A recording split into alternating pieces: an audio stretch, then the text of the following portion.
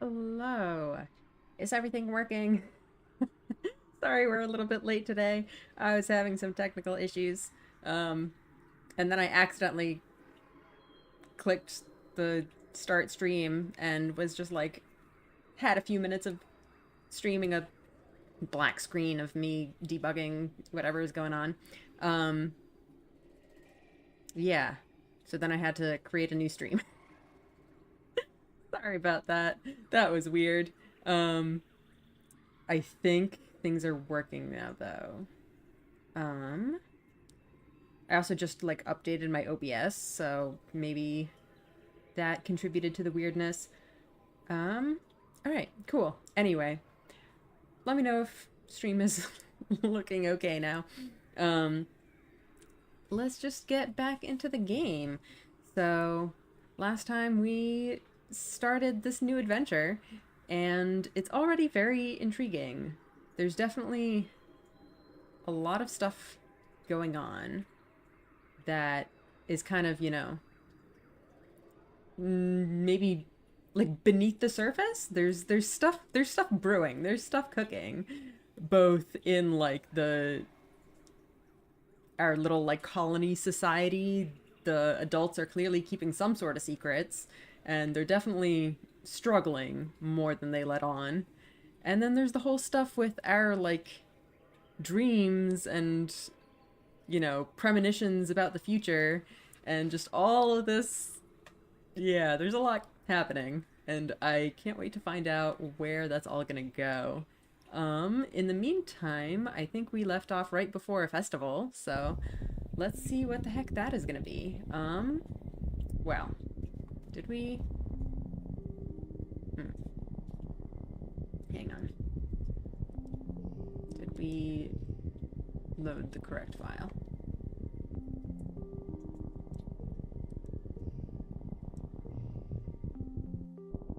It might just be that there's like a checkpoint and we can't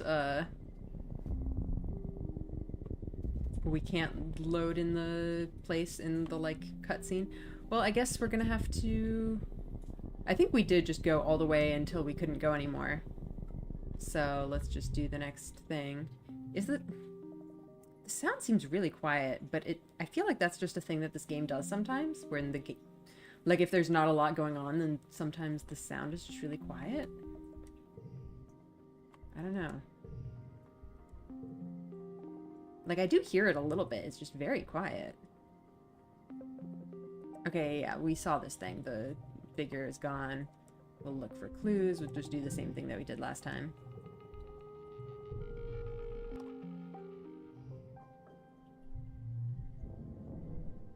Alright.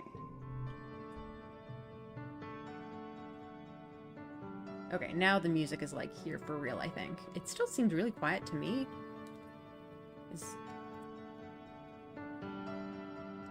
Maybe that's a little bit better. Yeah, let me know how the audio is. Also, Kitty has joined us. Hi, Kitty. Give her a little scritch. Please don't stick your tail in the camera. Alright. It's time for the word I can't say. Vertumnalia. Uticott and the council have called a festival to celebrate life here on the planet Vertumna. Everyone gathers in the colony square to hear Governor Uticott's speech. In Earth's history, Uticott begins, and then clears her throat and waits for everyone to quiet down. In Earth's history, Vertumna was known as the god of seasons, change, gardens, and fruit. It's no coincidence that our forebears of the Vertumna Project chose to take on such an auspicious name in the hopes of seeding future bountiful seasons of humanity. We will continue this tradition of Vertumnalia, a midsummer festival to celebrate our Vertumna, this lush planet upon which we find ourselves today. Yawn. Oh, hi, cat. You start to tune the speeches out after that. The members of the council all get up on stage one at a time to say something. When it's your mother Flulu's turn, she announces that tonight you'll be eating some of the very first crops grown from Vertumnan soil. Your eyes go to the feast table. Aboard the Stratosphere, it would have been mostly soy-based food from the nanoprinters, spiced up with what precious fruits and vegetables could be grown in the small growing bays. This year, the Earth plants look even less robust than usual, but they're supplemented by some Vertumnan plants we've come to appreciate. Juicy watado pods and slabs of edible fungi. Udicott takes the stage after everyone on the council has said their piece. What is a festival without festivities? She asks. Professor Hal and Security Chief Rhett have organized a 3-part competition for the kids. Good luck, children. Which one do you join? Well, we have what it takes to do bot wrestling. I don't want to just watch. I guess we'll do bot wrestling.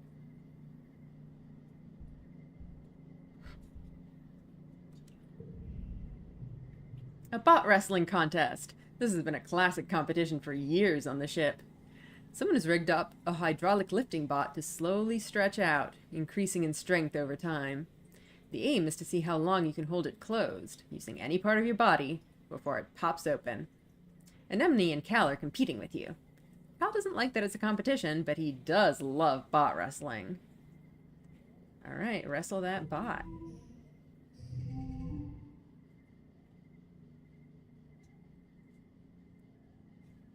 Okay. Well, we have 3 reds. We can do that. What is this -1 to toughness challenges? I don't want that. But then again, maybe we can just use it now and just use it up. Because it is a high value, so I think that kind of offsets it. I don't think the order especially matters here.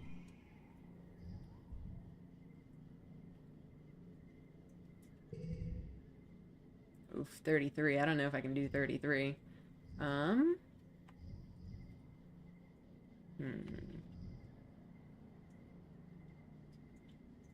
Well, we have our 2 color pairs and 2 number pairs, so I guess we can just do that.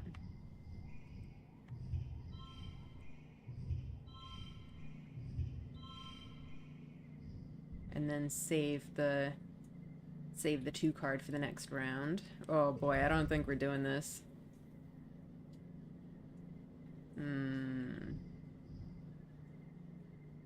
So we can do this.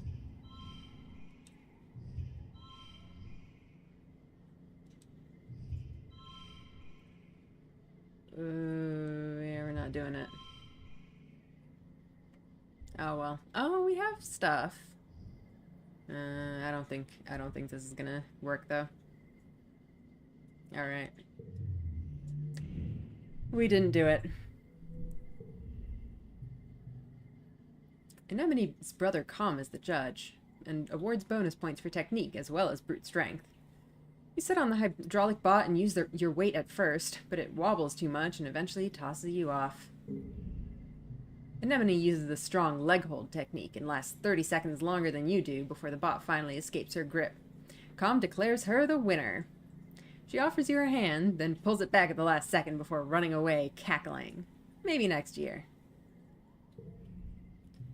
After the festivities are over, everyone takes time off for a much-needed break. During the fierce heat of dust, a few days' rest is exactly what you need. You feel refreshed. Well, that's good, because my stress was pretty high after all that exploring. Alright, hang on a second. My sound still seems really, really quiet. Is it?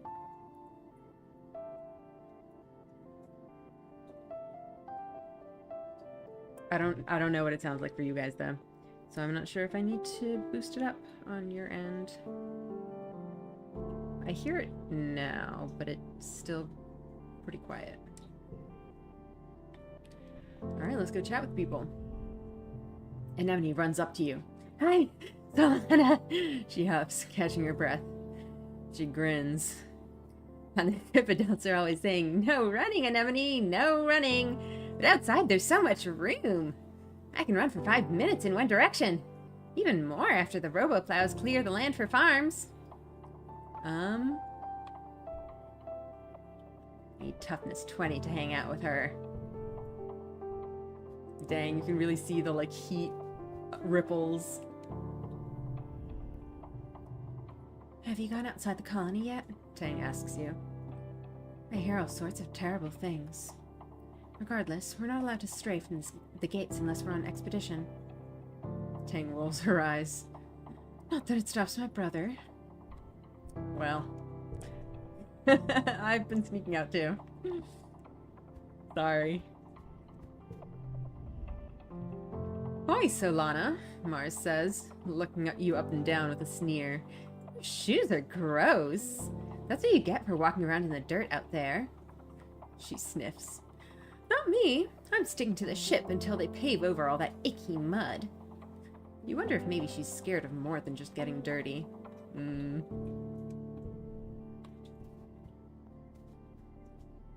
Oh, he's got something.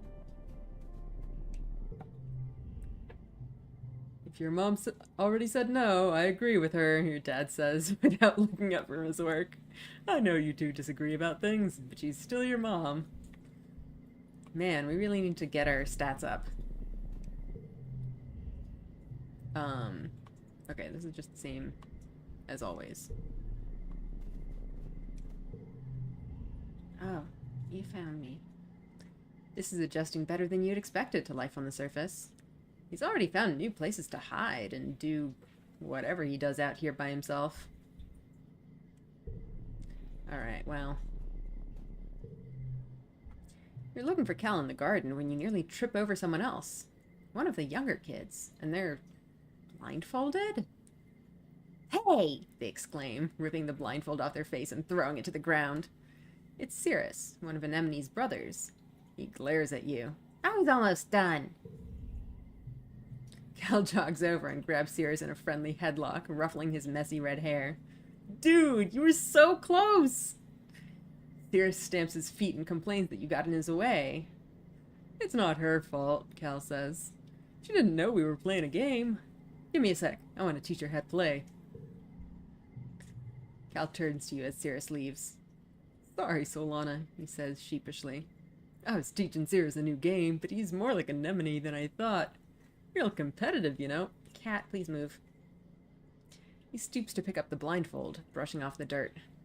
I've been trying to come up with different kinds of games other than sports ball, he says.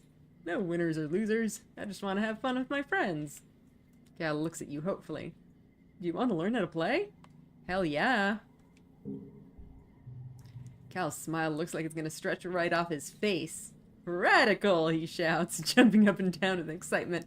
Okay, so, first put on this blindfold. The blindfold is a little scratchy and smells like dirt. You can feel Cal's big hands on your shoulders. I'm gonna spin you around, and when I let go, you gotta listen to my instructions. We're gonna walk all the way to the cafeteria, okay? You nod. You can't see Cal's grin, but you can hear it in his voice as he spins you around and counts to 10. 1, 2, 3. First, Cal says, you gotta walk forward 10 steps. Do you follow Cal's instructions as best you can, or make things difficult for him? I wanna learn how to do his game properly. So let's try it. You take 10 steps forward, holding your hands out for balance. The rocky dirt between the garden beds crunches under your feet. Yeah, Cal says.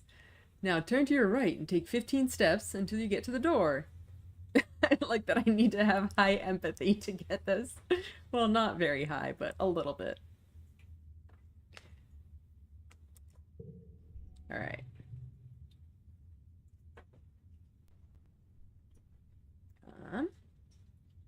Wait, hang on. Where's my... No, sorry, my stream preview is just being weird. I think it's okay. You turn to the right and walk forward, counting out 15 steps. When you stop, Cal laughs. You can hear his footsteps crunching behind you. I forgot how much bigger I am than you. You're like 2 more steps away. You take 2 more steps until your outstretched hands land on the warm metal of the door. Success! Awesome, Cal says. You can't help but smile. This is fun. Now, hit the door button on the right, and then keep walking forward until I say stop. Go really slowly, okay? You open the door and start to walk forward. The path slopes downwards, and your feet slip a bit, even though you're moving as slowly as you can. Real dirt is nothing like the metal floors of Stratospheric. It's turbo rocky here, Cal says, and you can feel uneasiness prickle up the backs of your arms. Just keep going forward slowly. Aw, that's unfortunate that we can't do the whole thing. I guess we don't trust him. You try to do as you're told, but after a few steps, your foot knocks against a sprawling root and you fall forward, catching yourself on your hands and knees. Ouch! You tear off the blindfold, a sudden rush of tears flooding your eyes. Cal's beside you in an instant, kneeling on the rocks. Are you okay? He asks. You look down at yourself. Your knees and hands are pretty scraped up, and your pride is bruised. But other than that, you're okay. Cal helps you stand. I'm sorry, Solana. I'll be a better helper next time. He asks if you want to get some Watata juice at the cafeteria instead. You spend the rest of the afternoon brainstorming more games where there are no winners or losers. Aw, that's so cute. He's so sweet.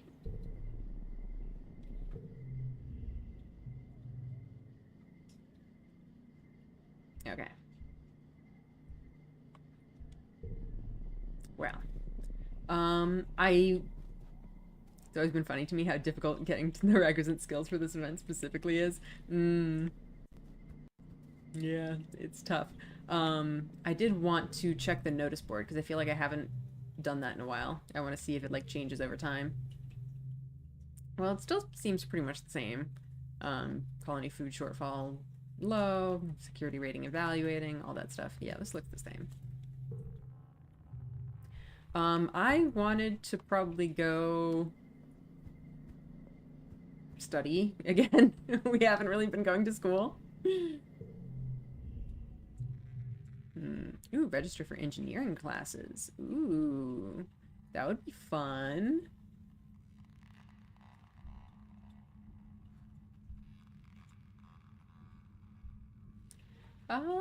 Let's try to do that then. This week in biology class, you're learning about predators and prey. Professor Howell brings up a picture of a hopeye on the holo projector and asks, "Who can tell me what special things hopeyes do when they see a predator?" Tang's hand shoots up. They hop away very quickly. That's why we called it a hopeye. Hal nods. That's true, but not what I was getting at. Tang stammers and looks upset, like she can't believe she got something wrong. Hal scans the class again. Anyone else? Solana? We got that from our thing! From our event! We learned this out in the field. They thump on the ground to warn others. You've seen hopeyes out in the wild, and you know they're very communal animals. One wouldn't run away without warning the others first. Then they all hop away very quickly. Oh, that's so cool. That's right, Hal smiles. Solana sounds like she might have met one before. Tang gives you an appraising look. Maybe she didn't expect this from you. Well, we're impressing her at least. Get to work. Alright. So this is just like a one-round one, right? Okay, so we have some threes, which is very nice.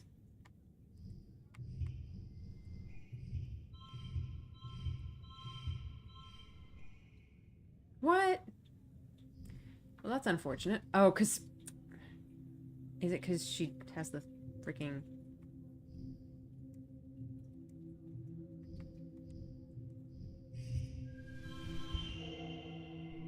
Oh, wow.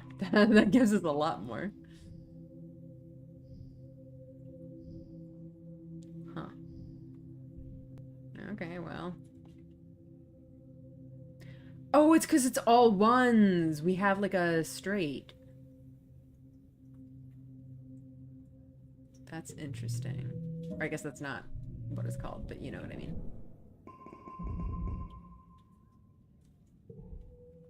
Well, we did great, I guess. Okay, so we just move on to the next month.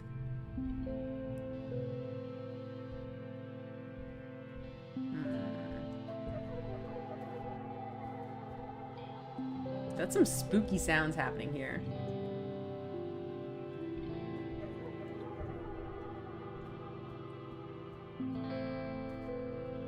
No, I kind of didn't need to do that.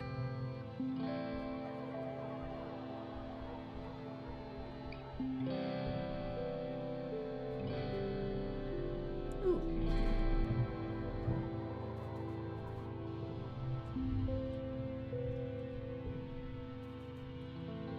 Just checking if they have any new dialogue or anything. I'm probably not going to do this every single time, but it took me so long to get used to the fact that sometimes reducing the numbers on a card actually gives you more score through straights and pairs. Okay, yeah, that's a good thing to keep in mind. Your dad pulls a flower out of his pocket and gives it to you. A blossom for my little blossom. He tucks it behind your ear. I'm 99.99% sure this isn't poisonous, but let me know if you get a weird rash or something. Cute.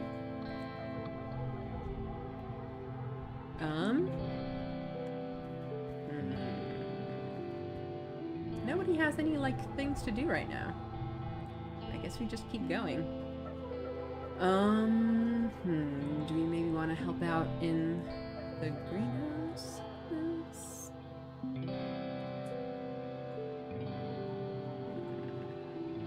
We should probably also look into what stats we want to raise. I don't really know. Like, I don't have any particular, you know, build I'm going for or anything.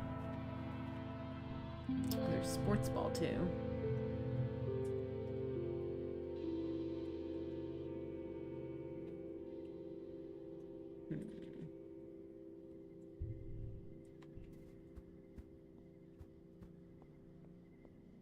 I kind of maybe want to try to go for things that, like, unlock other activities. Like, this needs toughness or organizing. I don't think I'm especially close on either of them. Especially organizing. My organizing's like 0. And then this also had, like, reasoning 5 or greater. I could... My reasoning is also crap, but...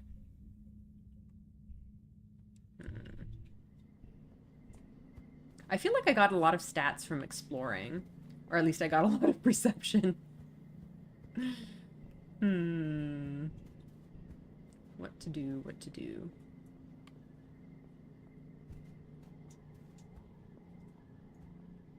Or maybe I should pick who I want to hang out with and aim for that. Which characters are your favorites so far? I don't really have favorites. Yeah, I don't think. I feel like we haven't really gotten to spend any serious time with these characters. I do think Cal is really, really cute. But honestly, they're all cute in their own way.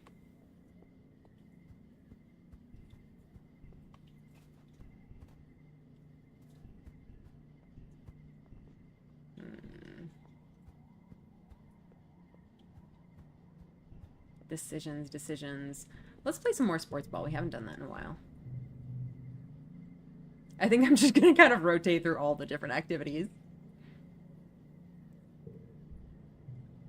You're paired with Nougat in practice. You make the mistake of underestimating her, and she wipes the pitch with you. Who's Nougat?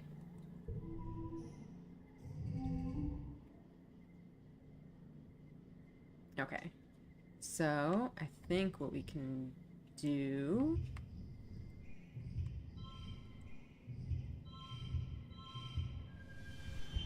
Yeah? Nice.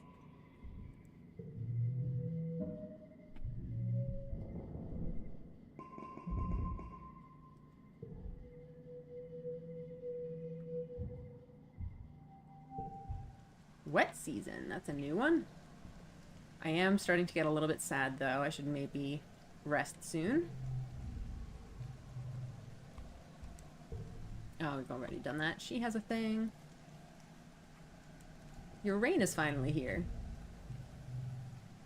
Cal is scratching a stick listlessly in the dirt, seemingly uninterested in your presence until you get right in his face. Oh, hey, Solana, he says, mustering up a hollow smile.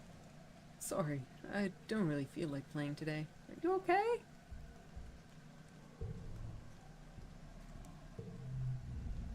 Yeah, he's still just doing his thing. Another log. His mom's still just giving me information.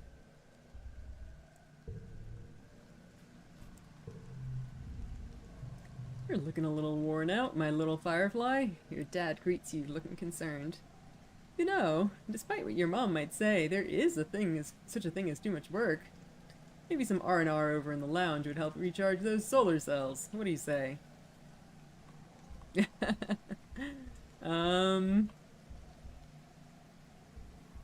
we want a dad hug? That sounds like a good idea, honestly.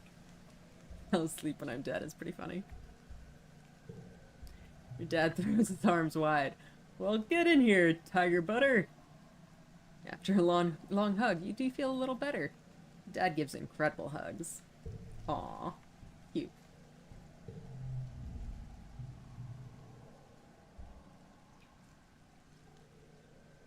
Alright. Do we want to take a break this time, or do we want to go one more? I think we can go one more before resting. I don't know if that's healthy, necessarily, but...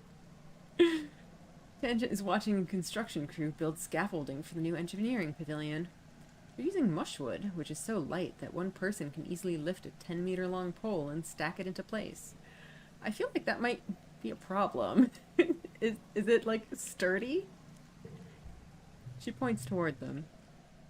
Human beings are so great, don't you think? Before we landed, this was all just dirty jungle. Now, it's civilization. I do think we're maybe going a little bit too recklessly here. Like the stuff we saw last time about how they were just kind of clearing out the forests. And the thing is, it's hard to really judge them for that when they're in this, like, desperate survival situation. Like, they need all the resources they can get, but yeah, I feel like this is not going to work very well for us in the long term.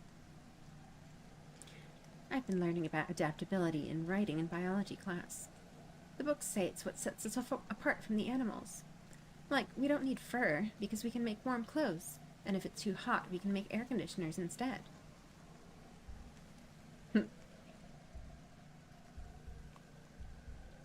Maybe the animals have neat adaptations. I mean, they do in their own way. Tangent rolls her eyes at you. Maybe. But even if they do, I haven't seen any sign of intelligent life here. Maybe it's just those big dumb xenofauna.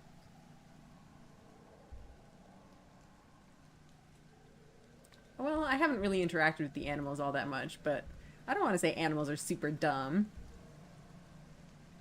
Some animals here are smart and friendly. Tang looks skeptical. They're still animals, Solana. Maybe they're just pretending to be nice so you'll feed them. You're lucky it didn't eat you. She folds her arms. Dwarf's moth look cute, but one can eat through a bag of rice in less than 30 minutes. Even an herbivore can be dangerous here. It doesn't have to want to eat you to be able to hurt you. Together, you watch as the foreman puts the blueprints for the scaffolding onto the floating screen of her holopalm, and raises it to the scaffolding to check their progress. I'd like to see an alien do that, Tang says primly. Humans look defenseless and weak, but we're the strongest species in the galaxy. Who else can literally bend reality to their will?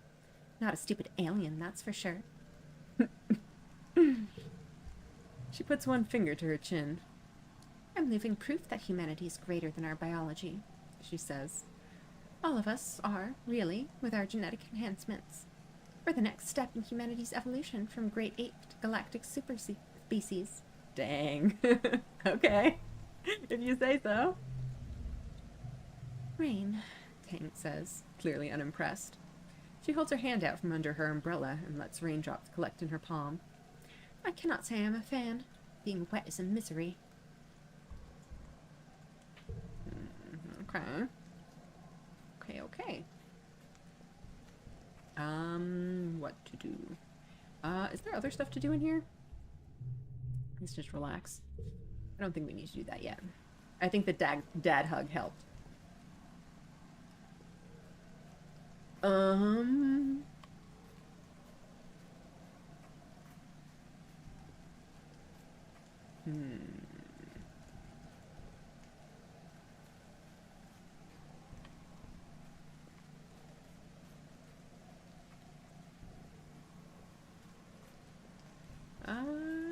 I guess let's go to the greenhouse. Haven't done that in a bit. Shovel dirt. Why not? The mud squashes under your boots as you wheel load after load of heavy compost. It's miserable to have to cart dirt around in the rain, but it's kind of peaceful at the same time. Some dirt shoveling to get toughness for doing deliveries. Yeah. Good idea. Let's see. So this one doesn't really combo with anything, so we'll just...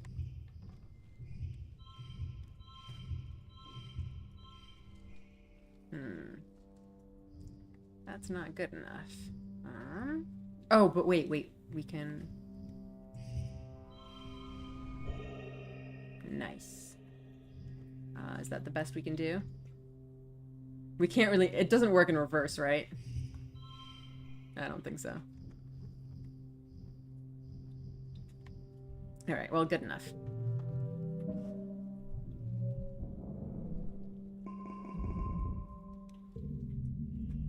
You're having a terrifying, familiar dream.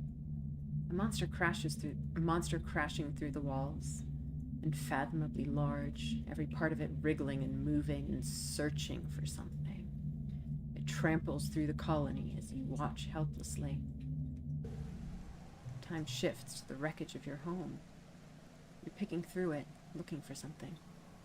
Tears streaking down your dust-covered face as you lift heavy pieces of debris, searching. You wake up shouting, "No!" But your voice is drowned out by a deafening rumble from the skies outside. The bedroom window is covered in water? It's pouring down from the clouds. You guess this must be rain, but you've never experienced it before. There's a bright flash from outside, then another crack and rumble. Thunder! This must be a thunderstorm!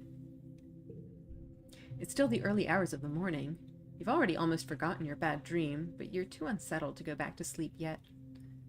The rain beats down on the roof of your quarters, joined now and then with great peals of thunder like the footsteps of an angry beast. I kind of want to go play in the rain.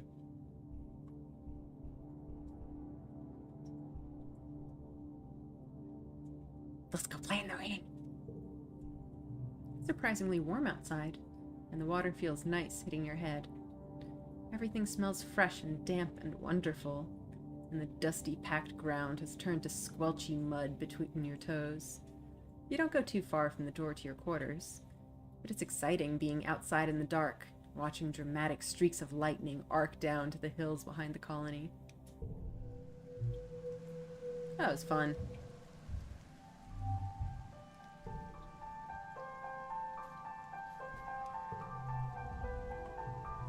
Mom never has anything to say.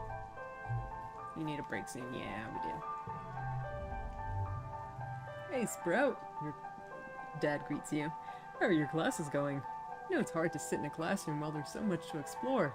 But everything in life is going to get easier for you if you take the time now to learn about a lot of things. He laughs. Who knows? Maybe you'll be running this place one day.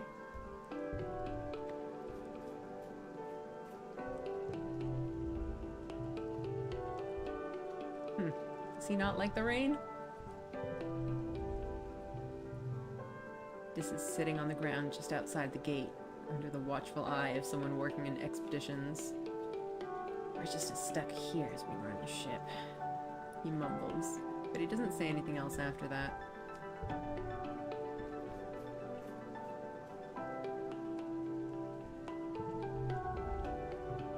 Alright.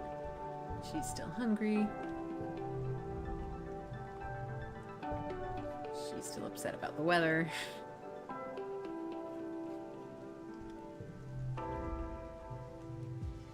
Mars scowls from under the protection of a transparent umbrella. Absolutely not, she pouts. You not even ask me to do anything. If my hair gets wet, you're soy meat.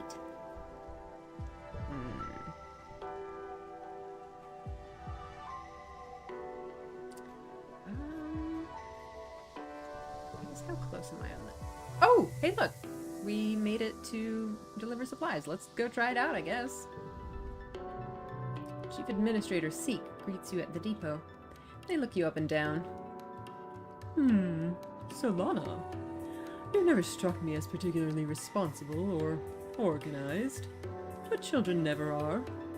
What makes you think you'd be a good fit for the position of courier? You didn't realize there was going to be a job interview. Well, I guess we'll use our toughness. I can carry a lot? Strong for your age, maybe. But lucky for you, you're the only applicant this week. You've got the job. Now, anyway. They use their elegant stylus to note this on their hollow palm. Come back in a few minutes, and you can help make deliveries. Yes, there will be kudos in it for you if you do it correctly. We did it!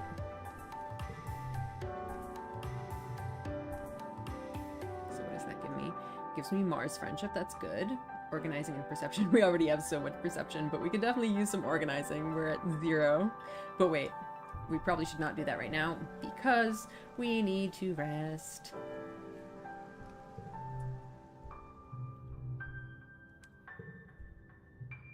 Nothing much happens this month. You spend most of the time spacing out to whatever's on your here speak, occasionally nodding hello to the other colonists passing through. You binge a few seasons of a show you've been meaning to rewatch. Alright.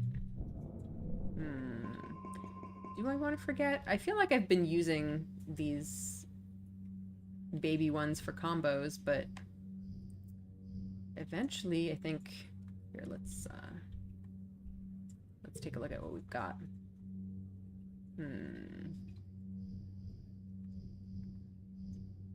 Maybe we do want to start getting rid of the zeros. At least.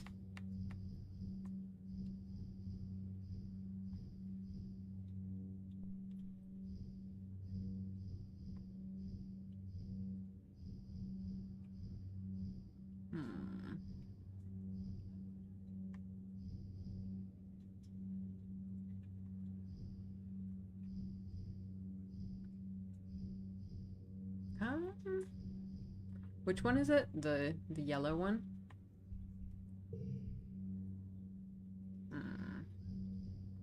So we wouldn't have this 0, 1, 2 anymore. Let's keep it for now, but I think next time we relax, we'll probably have to start getting rid of stuff.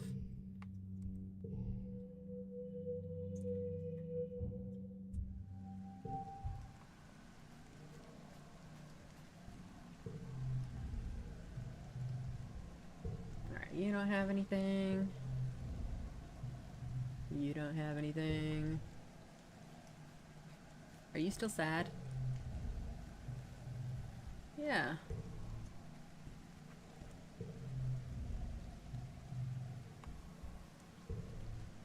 You're still doing your thing.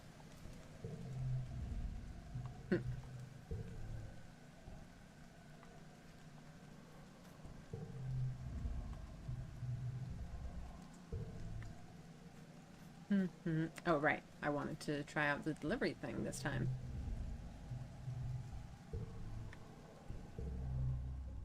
Delivery. Zeke sends you all around the colony delivering supplies. During your first week, it's mostly small things you can carry by hand or push on a little cart. Stuff like tools and electronics. Some are high priority, which means you have to move fast. It's getting fun to yell, "Important delivery coming through!" and people actually getting out of the way. Alright, what do we got? Okay, we got lots of reds. We can have a 0 streak.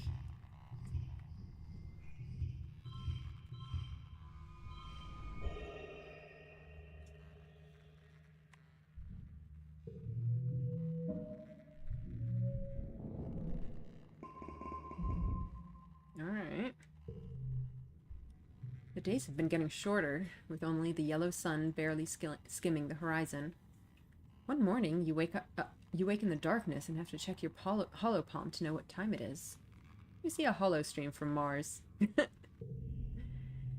Good morning to all my pals, if you can even call it morning.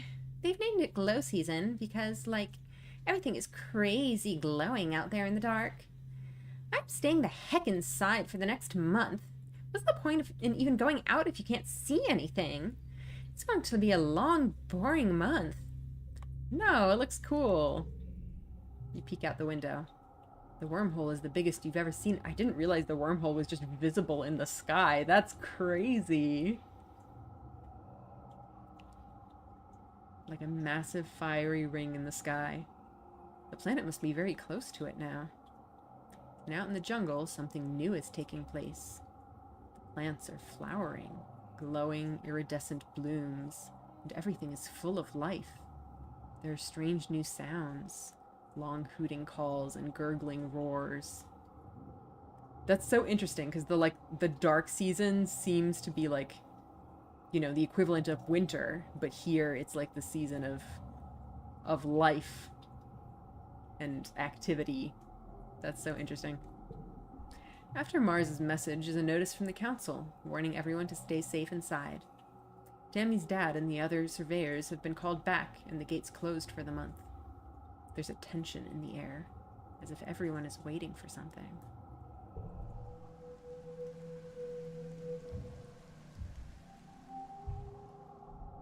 Huh. That's interesting. So we have, like, you know, 3 sets of... Or rather 4 sets of 3 for the different seasons, and then glow season is a special, like, 13th season. That's so interesting. Whoa. Spooky. I really like this. So, Lana, your mom stops you as you walk by. What are you doing out of our quarters? Isn't safe out here. Doesn't seem very dangerous. It's just a little bit dark. She doesn't like that. Narrows her eyes. What you should be afraid of here is me if you don't do what I say, Solana. We don't know what's out there this time of year, so you and the other kids are going to keep your butts in the ship. You know there's no sense in arguing when she makes that face. As you walk away and are just out of earshot, you hear her mumble. Stars, it is beautiful, though. It is. We're not going back inside, though. Are the other kids inside? Anemone runs up to you. Oh. This is just the same dialogue as before. You're not going to comment on the glow? The doors are closed. Oh, we can't even sneak out.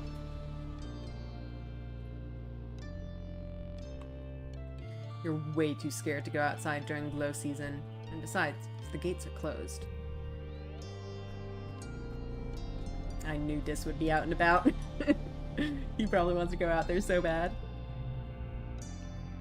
Dis is staring off into the wilderness outside the gates.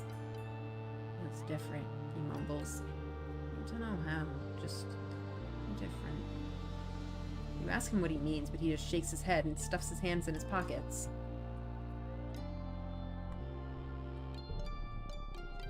What's this? Glittering crystal cluster. Ooh. So, like, can I do stuff during this season?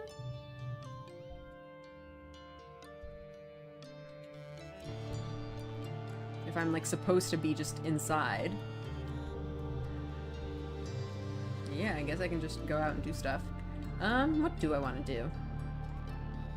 Can we play sports ball? Is it just going to be me and Anemone?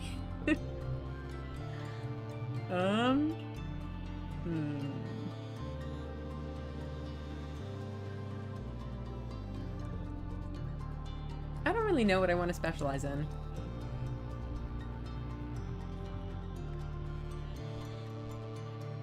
I do kind of want to unlock the engineering classes at least.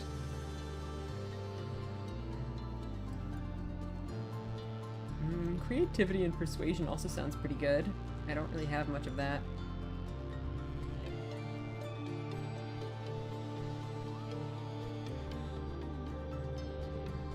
What does that give me again? Oh yeah, organizing and perception. There's too many stats to remember.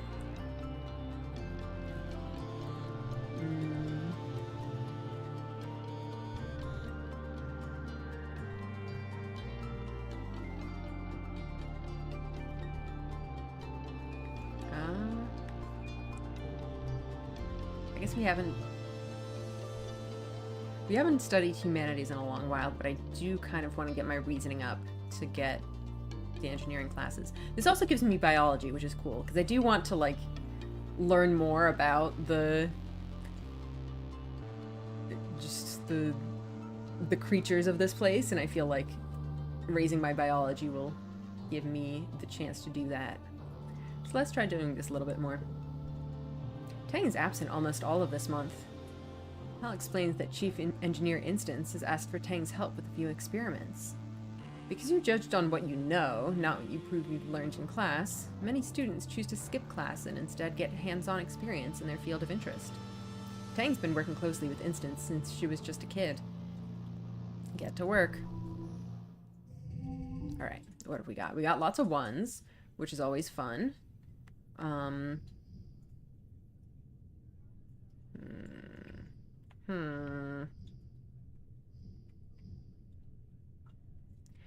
But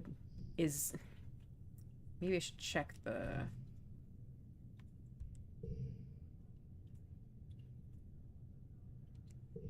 Wait. Okay, tutorials. What gives me the most points is what I want to know. Okay, so...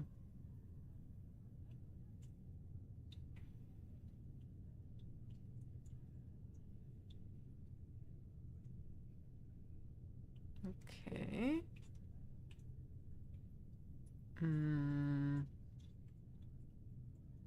I don't know how much it is for fewer than that. Yeah, it doesn't say the exact values, but I would say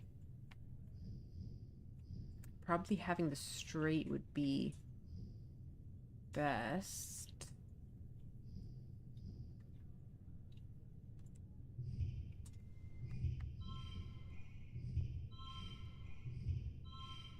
Something like that? No, that's clearly not very good.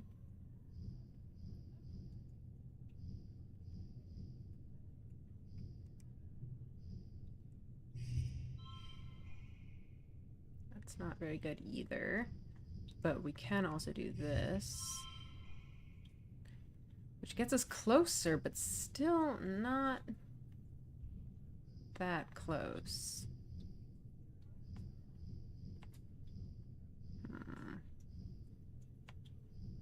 So wait, how many points did this give us again? That only gives us 3.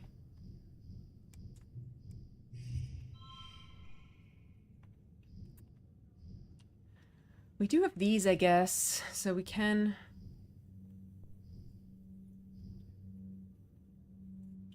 Oh wait, I forgot about her thing. Can we like reset?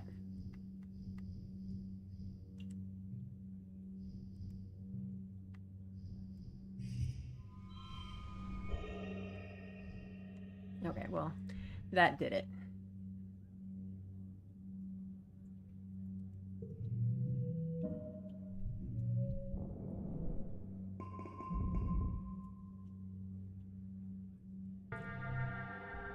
It's daytime when the emergency sirens start up. Well, what passes for day? It's still nearly pitch black except for an eerie green twilight glow on the horizon. I look towards the gates. They're open. Wait, they shouldn't be open. The alert blares out of every speaker in the colony. It's the same one you used for hull breaches and fires. And in space it meant you were supposed to go to the nearest emergency shaft and put on a spacesuit. On Vertumna, it means to go to an assembly point and wait for instructions. The Closest assembly point is the children's creche, but from the opposite direction you hear shouting and loud popping noises. Gunfire. Is the colony under attack? Help fight seems like a terrible idea. Like, I'm still a child. What am I gonna do? Like, I really want to try, but it just...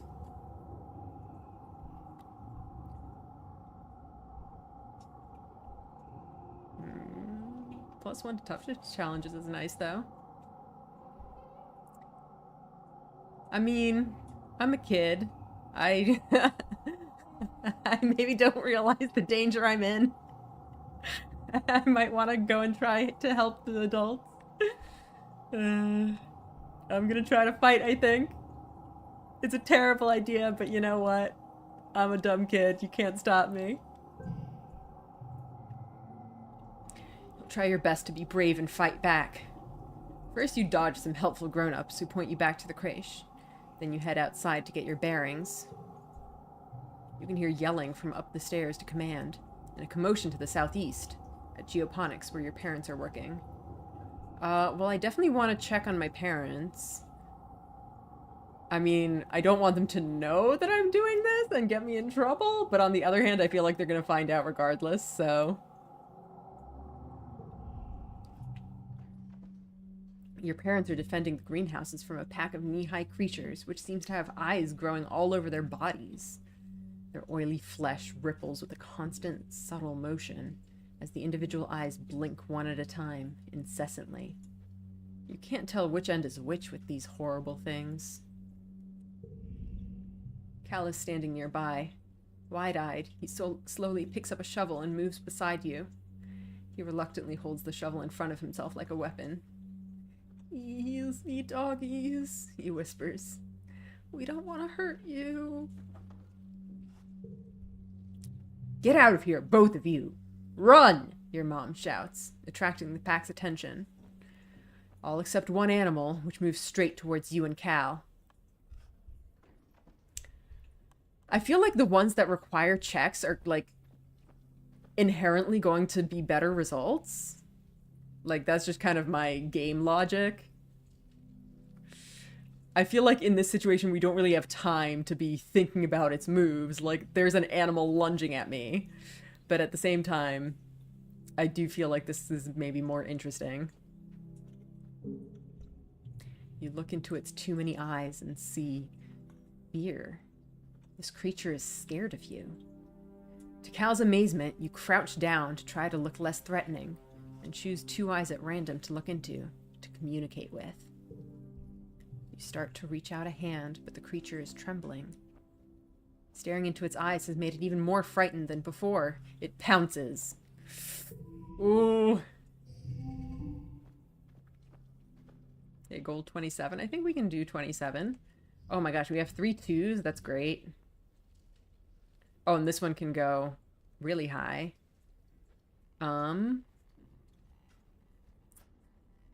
Maybe I don't want it really high, though.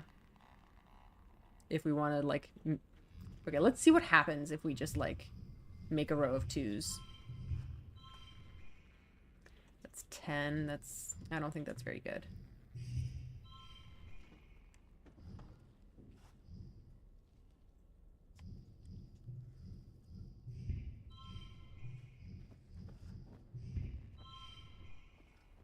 That's also not very good.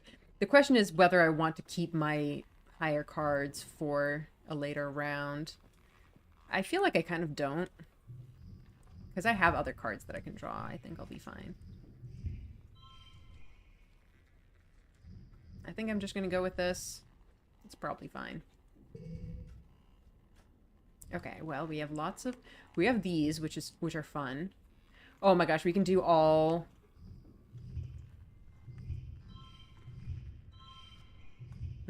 How's that? And then this one just needs 4, which is easy peasy. Do I want to go for this or...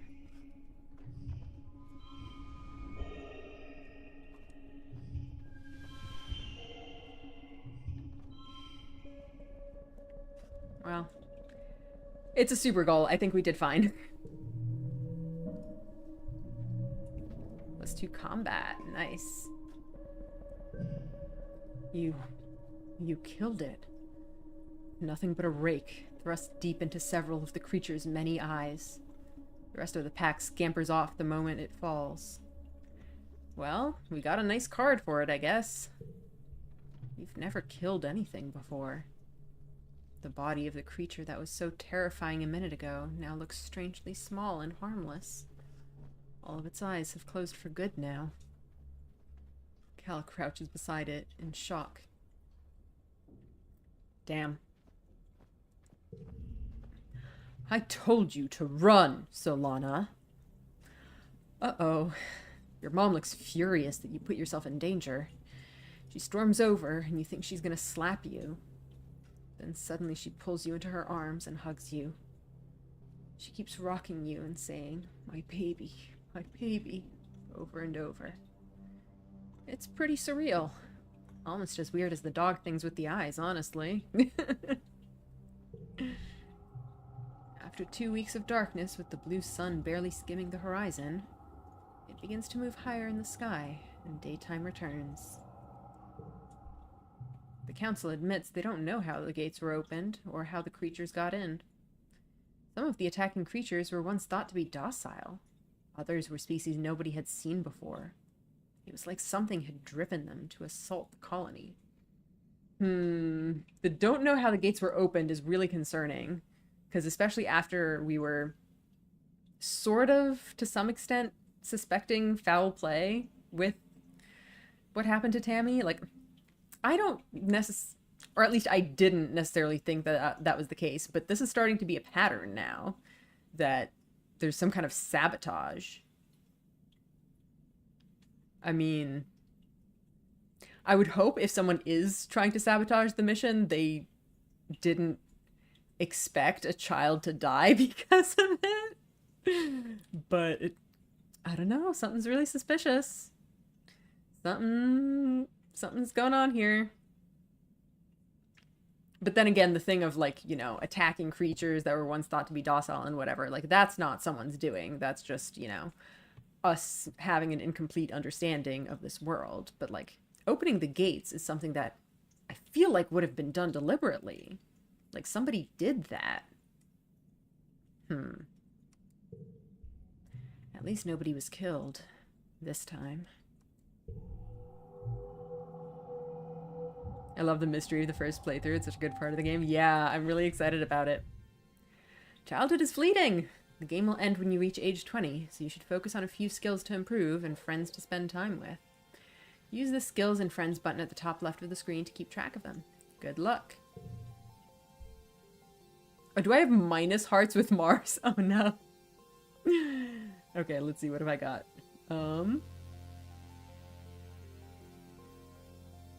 So is this plus, like, what I have or what I'm gaining as, like, a level up? Oh, I think it's what I gained over this year, I guess? I think that's what it is. Okay, let's see.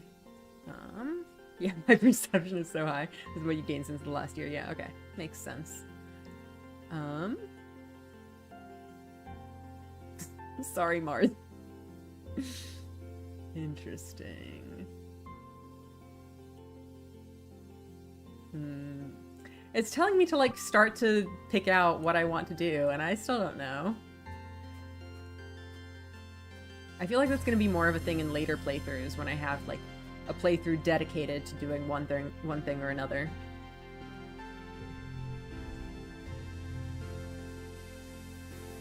Tang furrows her brow at you as you approach. You again? She says. Why do you keep pestering me? It's not as though you've done anything to impress upon me your usefulness. At your blank look, Tang rolls her eyes. What I mean is, we're not friends. Damn, I thought we were friends. Rude. Oh, I guess I need a break.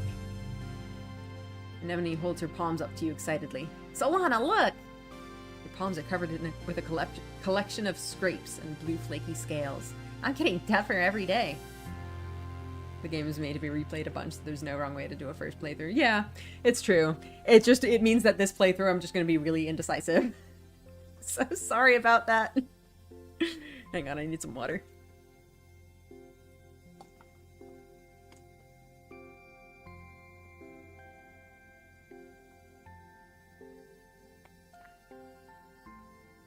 Alright.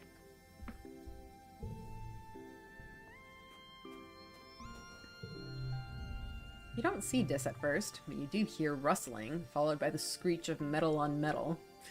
After a few minutes of looking, you spot Dis placing large rocks in front of a piece of corrugated metal leaning against the wall. He stops and looks at you. "You didn't see anything," he says, going back to cover his tracks. I kind of love Dis. He's like so weird in such an endearing way. He's always trying to get up to some kind of mischief. I love it. I support him.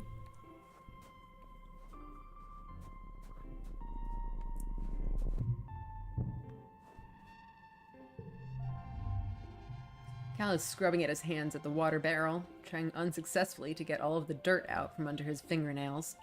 It looks like a lost cause. Cal's hands have been dirt-stained probably since you landed here. Stupid, Cal mutters. Stupid! Ugh! He jerks his hands out of the water and holds them to his face. And you hear him sob. "Why do they have to... It's not fair. We didn't do anything to them." He wipes his eyes and startles when he sees you. Oh, sorry. I didn't see you there," he says. I was just, washing my hands." Are you okay? What is going on with him? Can we spend more time with him if we get biology up? I feel like I want to find out what's going on with this kid. Are you being bullied? Like, what's happening?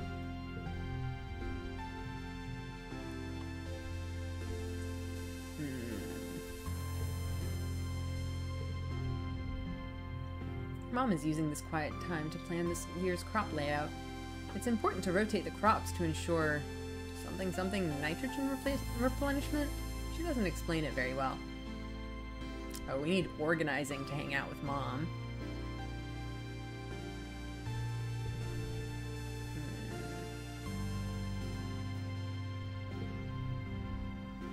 Mars is watching her hollow screen intently. She shushes you before you can get a word in. "Optic fizz," Mars hisses, barely giving you a second look.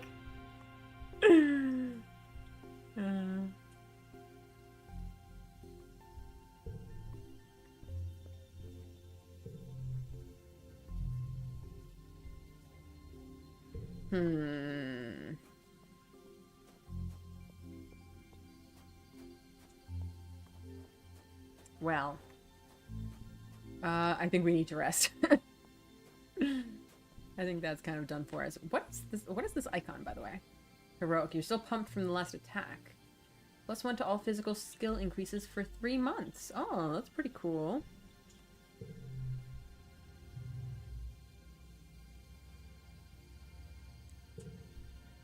You look around the lounge. Some friends are here. Who do you hang out with? I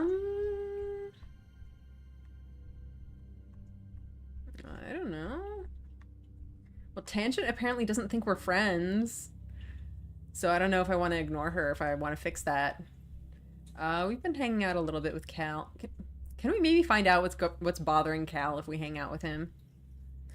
Anemone, on the other hand, I feel like I don't hang out with very much. Maybe we should do that.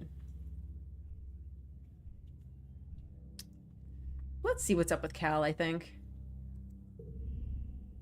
Cal is practicing hoverboard moves in a corner of the lounge. Because the board never touches the ground, the adults can't really complain, and this way he has pillows to land in. He's working hard, and trying, and failing, flip after flip, but hasn't even broken a sweat. He waves you over. "Hey, Solana," he says cheerfully. "Do you want to practice with me?" You practice with Cal for about an hour. It's exhausting. By the end, you're sweaty and a little sore, but you feel good. You promise him you'll come back all this month and keep him company. Alright. Take the time off.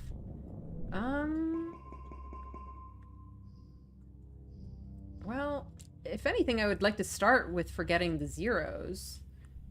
So I don't know if I want to forget these.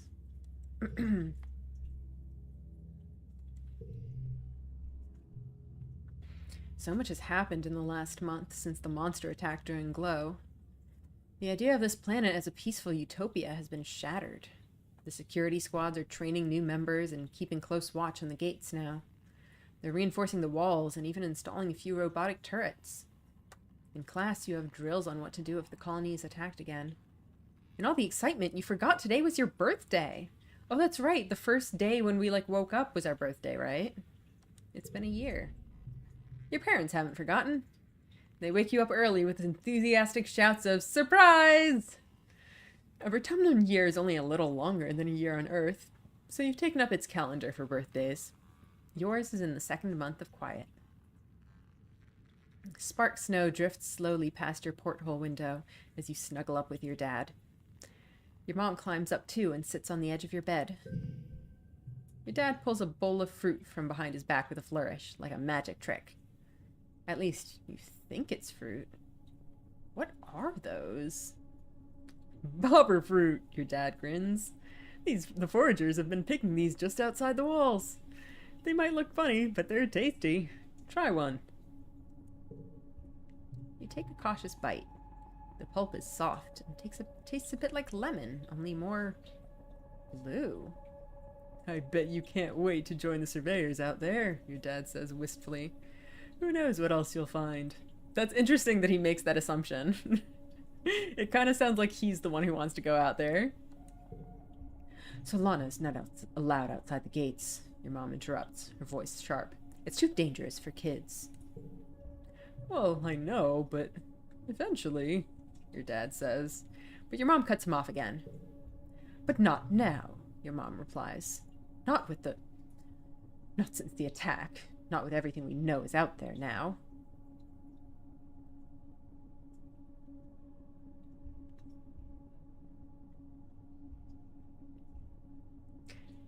I mean, I want to be excited that I helped, but also, I feel like my mom's gonna be mad if I say this. She's just gonna be like, do not do that ever again.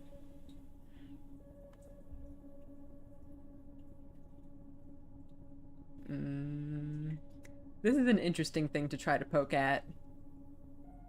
They definitely know more than they're letting on. I don't know if they necessarily knew about the monsters. I'm gonna try it. Your parents exchange a heavy look.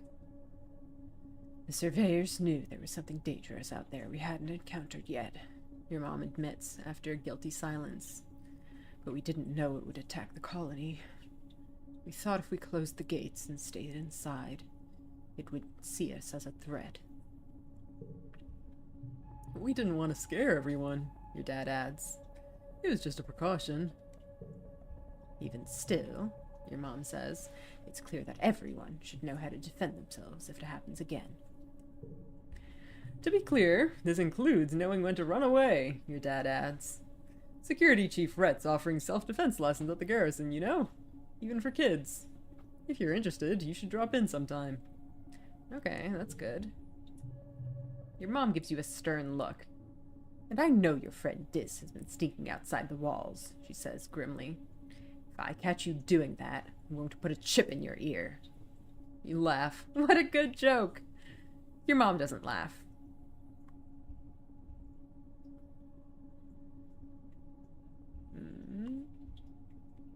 Me? Never. Yeah, you better never, your mom retorts, crossing her arms. Loyalty. This loyalty. That's not even one of our stats. What is that? Oh, loyalty is that thing up on the top. You know what? Let's take a look at that. What the heck is that? So this is stress. Relationship with adults and the colony government. What? I didn't realize that was a thing. Holy shit, what?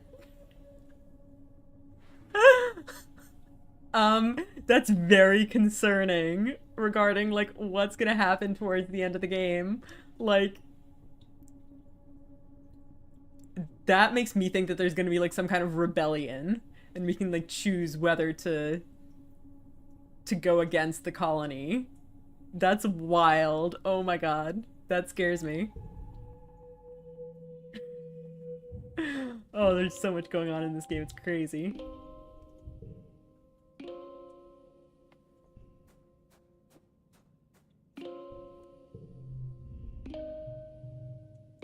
Mars yawns as you approach, making no attempt to hide it. It's so boring here. I just watch holovids all day and all night. Why would I bother sleeping? It's not like I need to save my energy for anything. She sighs. I wish I were in a holovid. Then maybe something interesting would happen. Was the monster attack not interesting enough for you? It's a surprise tool that will help us later. I'm so excited.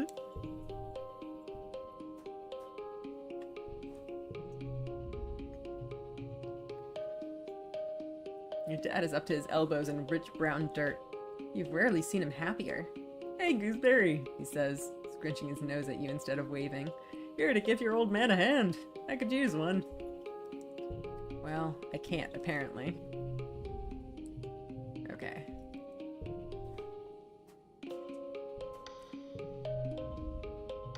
You spot Dis arguing with someone working in expeditions. They point angrily back to the gates, and Dis slinks towards you, anger in his eyes. We're trapped here, he grumbles. I hate it. I hate it here. Dang, he's really having a bad time, huh? Anemone has her mouth wide open to the sky, catching flakes of the weird snow that drifts from the sky. Tangy, she giggles. Get it? Tangy? Like tangent? That's what we used to call her, do you remember? Alright. She still hates me.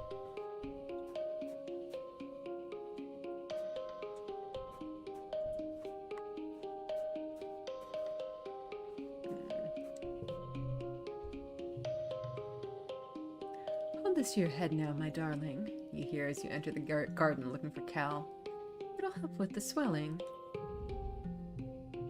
Cal is sitting with his mother, Auntie Tira, who kneels beside him holding an ice pack to his head. Cal's eyes are a little puffy. He rubs them and sniffs as you approach.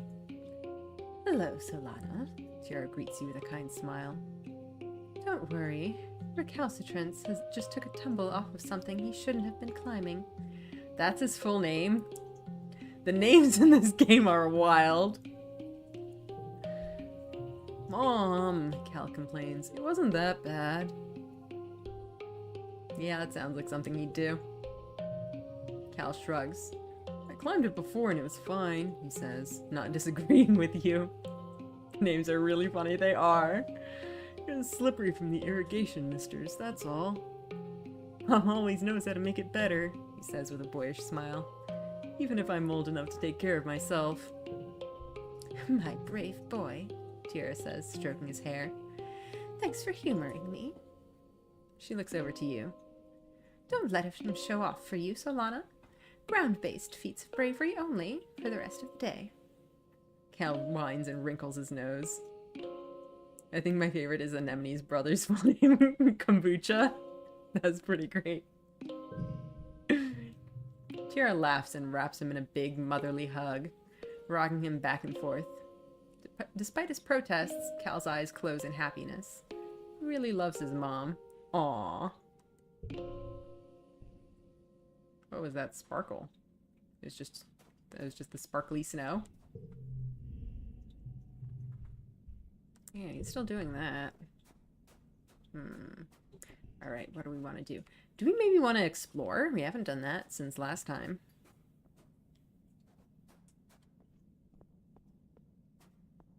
Let's go exploring.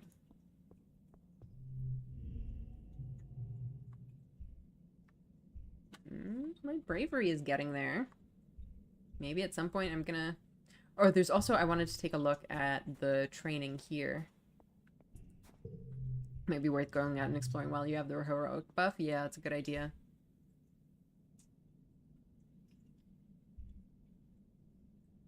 I do want to try out the training. Maybe let's do that next time. I think it's time to explore.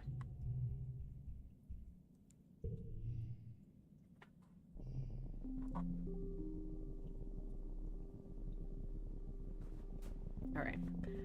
So have all the places been reset now?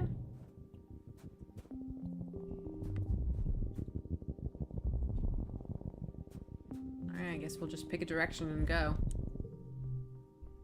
You let your mind wander as you're walking, and bumble straight into a field of gelatinous blob grass. The events reset each year. Okay, yeah, that makes sense. I think I remember the tutorial saying something about that. Totally transparent. The sticky fronds are hard to see, but even harder to ignore. Especially once they start glomming onto your boots and slowing you down. It's like trudging through thick mud. You stubbornly decide to keep going, paying close attention to the visible signs of this blobgrass field. And there aren't many, just an absence of other vegetation. Well, let's go, I guess. So much perception. Well, we have these.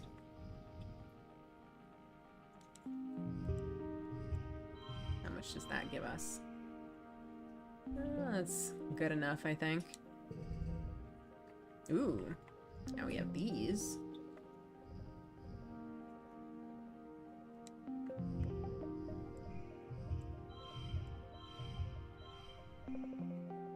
Oh boy.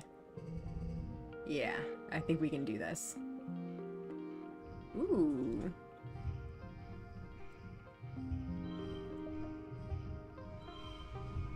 Super goal. Oh, I guess we could have placed another card, right? Oops. Forgot about that. So much perception. Can we get, like, other skills, maybe? There it is.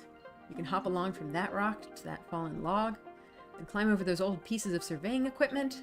You get through the villainous blob grass. You spend a bunch of time on it, though, and it takes some tricky balancing. It's tiring. Actually, how much more do I have of the heroic? Well, I guess this is the second month, so next month will be the last one. Going for the best possible score only gives you +1 kudos, so it's only worth doing if you're really min-maxing or for fun. Yeah. I'm probably not going to get too crazy over it, but, you know, I want to do as well as I can. Let's go down this way. You stop for lunch, eating an earth treat grown from your own greenhouses. A watermelon. Nice and sweet, like a more solid potato pod. You munch away, spitting out the seeds. Sure, let's practice spitting seeds. I don't know what that does for me. You take the challenge seriously, lining up targets and keeping score. Your aim improves. Okay. Ooh. What have you been up to? You spot Dis sitting in a clearing, but not before he sees you first. Instead of sneaking away as usual, he stays still as you approach. Like it's totally natural that he'd be sitting in the middle of the jungle, so far away from the colony walls. Now that you think about it, you're a little glad to see him. You are so far away that you can't see the walls anymore. It's really weird out here. And it's getting late. Dis stares unblinkingly at you as you approach. "Hi, Solana," is all he says. "Hi, Dis." He seems to be in a good mood. Something you see very rarely. "Did you see Utopia out there?" Dis says. "She surveyed Tonin is easy to sneak past. But Utopia has, like, X-ray vision eyes or something. She'll catch you for sure if you get too close. She caught me once and I got in big trouble." Alright, well, thanks for the warning. "How about I show you something cool? And sneaking out will be our secret, okay?" He jumps up and walks a little ways into the trees. You follow. Just a few minutes away, the ground drops off and a large stone outcropping juts out over a cliff face.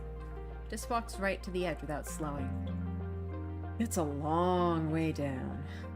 Come on," he says. "Try to be brave!" Of course, we gotta try.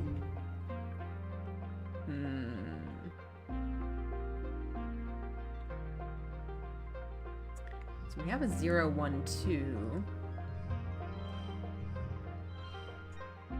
Which gives us 10.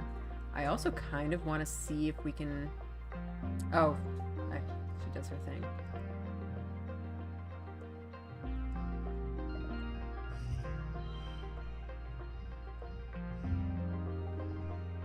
+1 for each gem on other cards. Interesting. Huh. Alright. That's pretty good.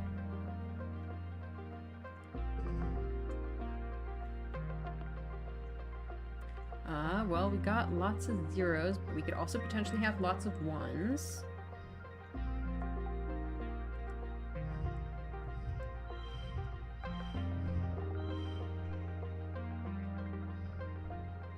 Oh boy. This is gonna be something, huh?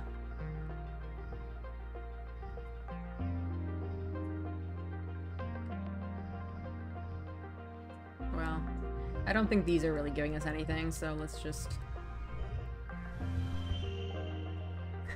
I think that's more than enough. Nice. You bravely step onto the rock and walk out to the edge with Dis. You both sit down, feet dangling over the precipice, and look out at the amazing view. It's incredible. You snap a picture with your hollow palm, but you won't share it on the net. This is your secret. Yours and Dis's. Well, I think we keep exploring. So is this card, like, all colors or something?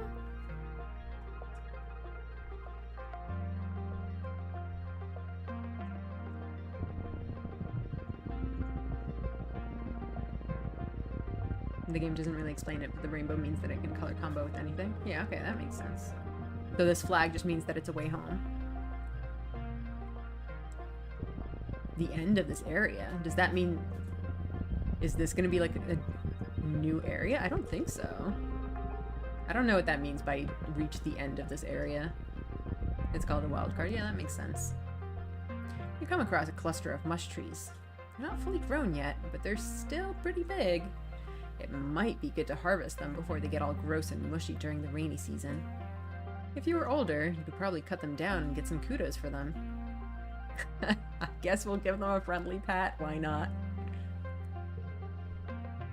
You like the mush trees. Oh, we get animals. And more perception. Oh god, our perception is just going through the roof.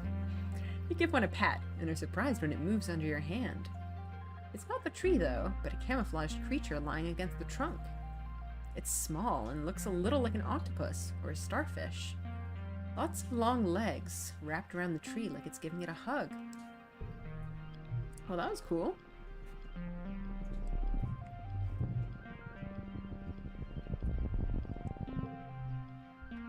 The planet is full of all sorts of bugs.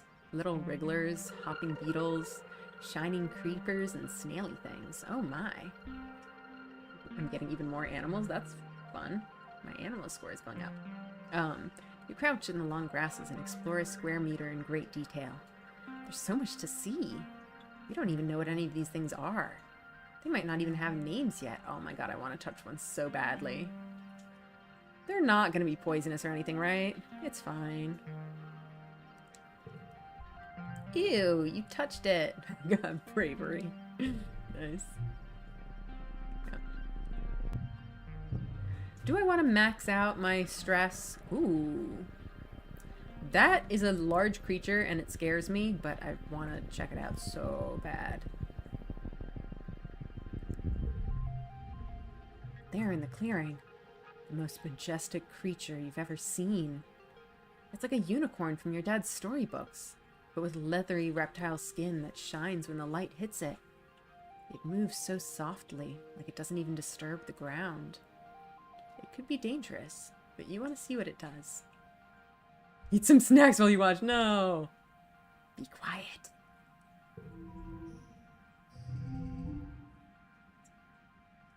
Well, we have lots of zeros. We also have these. Let's see which gives us more. This one I kind of want to combo with the card that gives me bonuses for gems.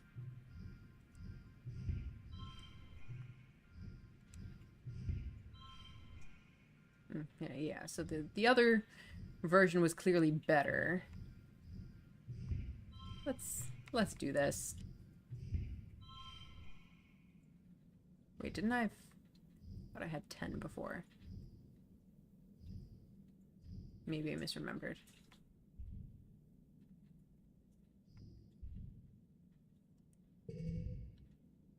Okay, well now I have lots of zeros, and I have this one.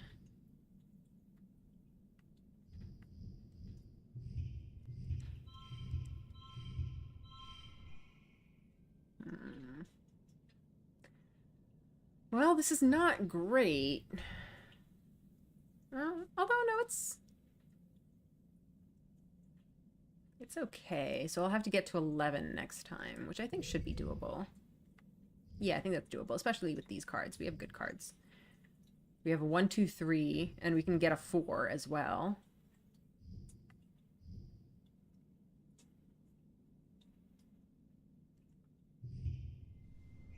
Oops. Actually, no. Oh.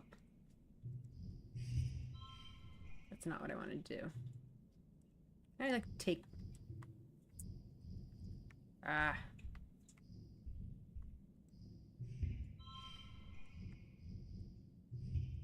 Ah! Stop.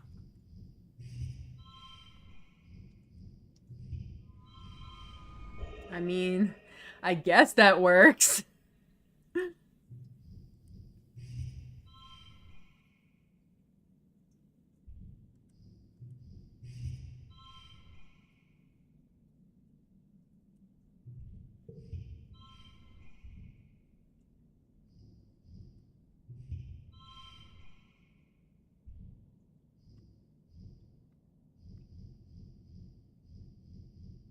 Wait, why does it have a -3? Oh, right. Because of the playing sports ball. Gotcha. Okay. So I think that actually worked out well. Okay. Well, we did it.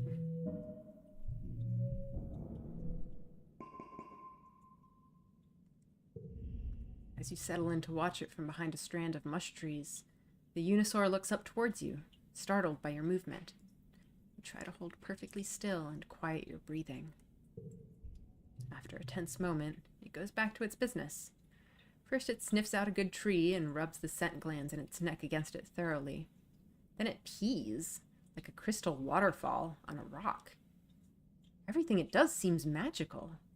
You quietly take a picture with your hollow palm, but you know you can't share it or you'd get caught for sneaking out. Next, it sharpens its horn against a rock, which is scored with marks from having done this before. This must be its favorite sharpening rock.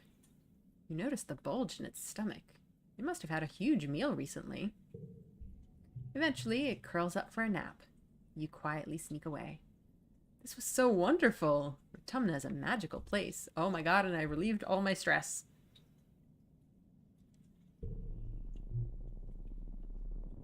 Playing sports while my beloved and also beloved. Yeah, it can be really helpful, but I could also see how it would be frustrating if you get it in the if you put it in the wrong position. A stream cuts through the path here. There must usually be stepping stones across it, but the water's too high to cross safely. Well, we gotta go. Bravery challenge. Okay. Well, we've got 3 of 3 different colors. 1 duplicate when drawn. What does that mean? I don't... Oh, does that mean that we draw 2 of them? Interesting. We also have 3 2s, which could be nice.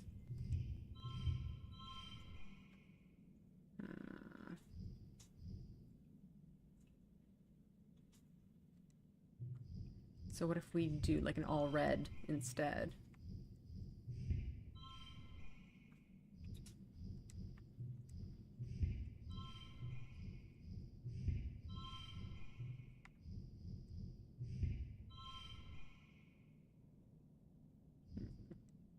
So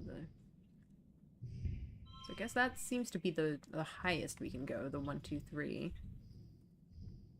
Let's go with that, I guess. Ooh, look at that. We can get all 2s on this.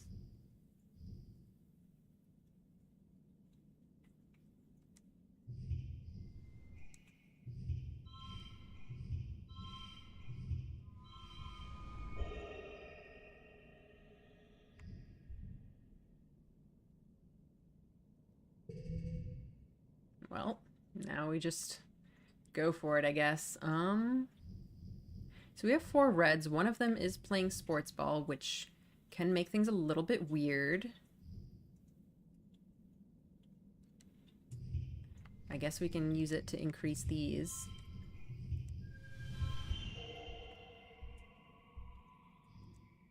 Why not? Okay.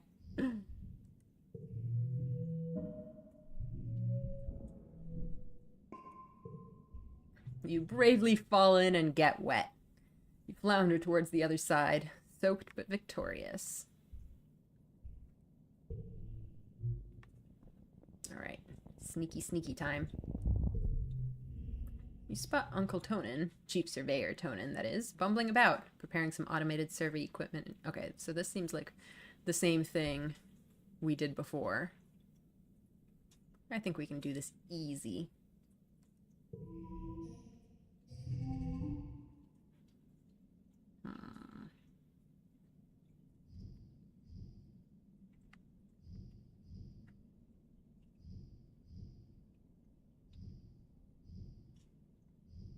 We can do a 1, 2, 3, I guess.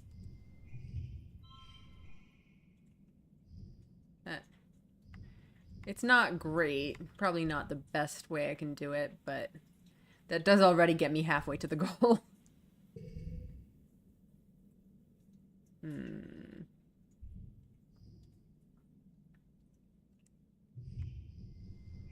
Double up on 4s. That's kind of neat.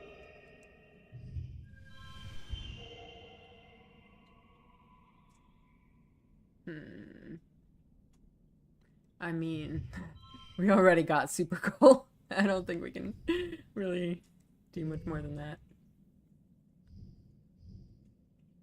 Well, we can do the usual strats.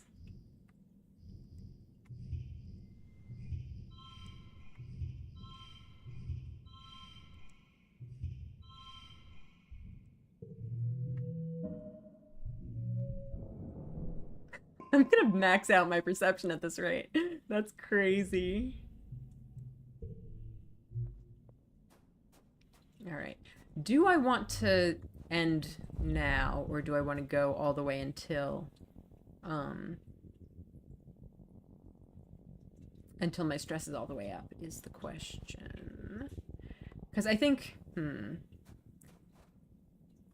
if I max out my stress, I'm going to have to rest next month. But I also have my last heroic buff.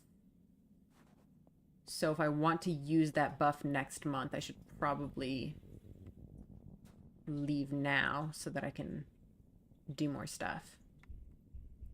What am I at? 70. Okay. Be worth trying the defense training with the buff? Yeah. At 70, I think I probably could do one more event, but let's not. I think I'm just going to return to the colony. We got so much perception. Every event gives you 15 stress, yeah. Should we risk it? I think we can do it. Spout a suspiciously regular amount of spark snow. Maybe something's buried underneath. Could be dangerous, though. Poke it with a stick.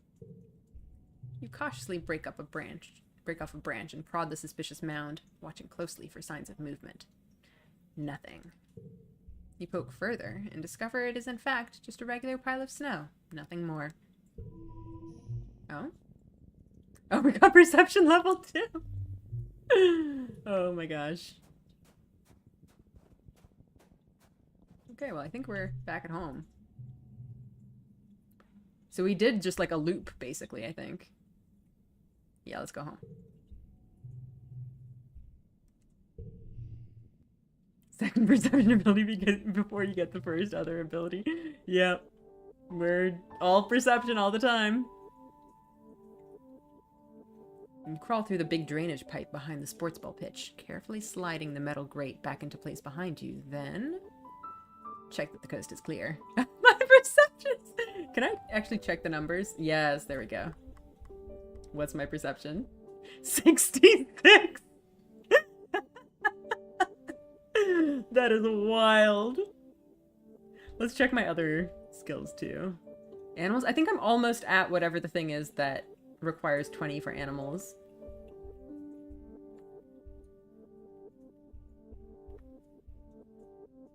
I have 20 bravery. Well, check that the coast is clear. Good thing, too, because Uncle Tonin is passing by on his way to the garrison. Curl up in the shadows and wait for him to leave. That was close.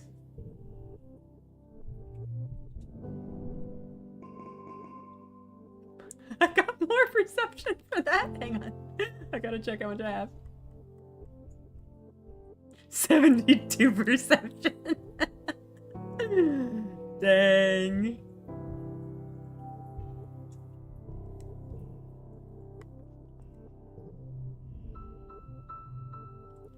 Anemone is running around the sports ball pitch. Com says the most important part of defense training is knowing when to run away, she huffs as she runs past. Good thing I'm so good at running.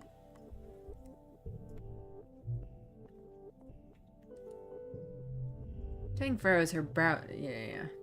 We're not friends. I got it. Fine. Mars is leaning over a hollow screen, chin in hand. She exhales and blows a piece of hair out of her eyes. I hate schoolwork, she says. But my dad's told me that a good education is necessary for all people of culture, so I guess I gotta do it. She scrolls listlessly through her work with one finger. I'm doing the science parts last, though. Actually, what? Where is my... Do I have, like, an inventory? Where's my inventory? I want to see what I have. I think it might have been in... Memories? Collectibles. Here we go. I have a lot of logs. I should probably start hanging these out. The best way to get friendship is giving people gifts, so don't hesitate to do that. Yeah. I know I had an egg at one point, and I gave it to Cal, and Cal said that Anemone would have liked it. So if I get another egg, I can give it to Anemone. I should try giving people logs, I guess, since I have so many of them. Do you want a log? I feel like she, of all people, would not have any interest in a log. Let's try it, though. Oh no! No, she hated it. She hated it.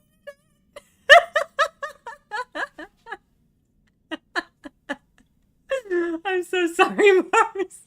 She just fucking hates me.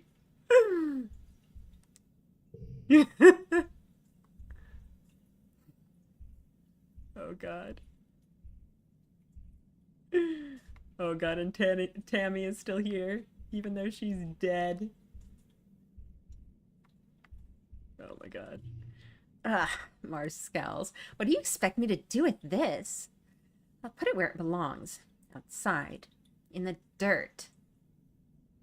Yeah. I figured. Mars stalks in shambles. Yeah.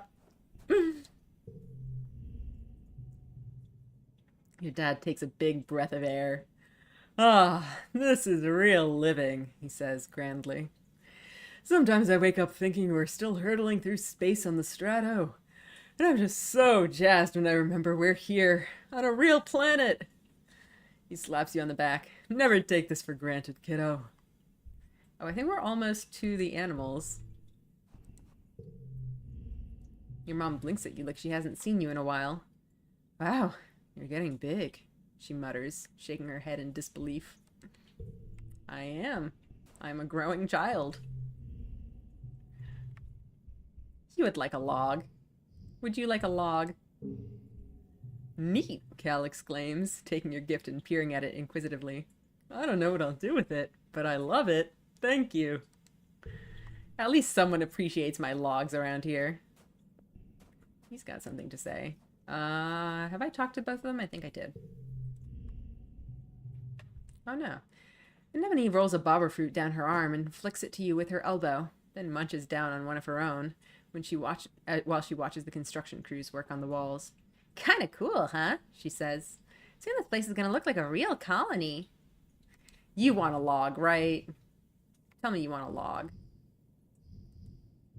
You know what? Mars would probably like the crystal. Or she would probably want a fruit. It's my only one, though. I kind of don't want to waste it.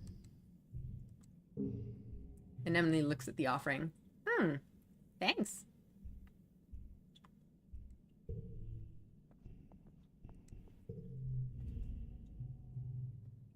What would she like? I don't know. I don't think she would like a log. She might like the yellow flower. I think she likes, like, cool and interesting things that she can study. Alright, what's our buddy here doing? You slip through the colony gates, feeling the breeze from the mushroom forest ruffle your hair. Look around for Dis, but he's nowhere to be seen. Maybe he went to class today? Probably not. He's right here, look at him! As you're about to return to the colony, you hear what sounds like crying coming from one of the expedition vehicles. You pull back the tarp that keeps it from being blanketed with fungal spores, and find Dis curled up in the cabin. Oh no! He wipes his eyes and turns away. Go away, he mutters. You okay? I'm fine, Dis sniffles. Just leave me alone. Oh, I don't have persuasion. Do you want to talk about it? Why don't you go ask my sister, he mumbles. Fang is so mature. She knows everything. I'm just a sensitive little crybaby who doesn't know anything. Dis wraps his arms around his legs and hides his face in his knees. I hate her, he mutters. Everyone thinks she's so smart. She's just a big meanie. I hate everyone here. I hate being here. I just want to be left alone. He rubs his nose on his sleeve. Except for you, I guess. Sometimes it feels like you're the only person who's ever tried to be my friend. Oh, poor kid.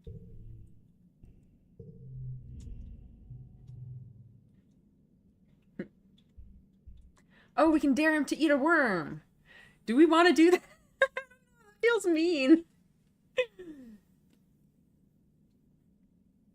It feels like we're bullying him. Maybe he wants to eat a worm. I don't know. He's a weird kid.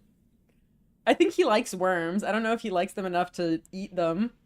The card is good. Terrible. Hang on, I need some water first.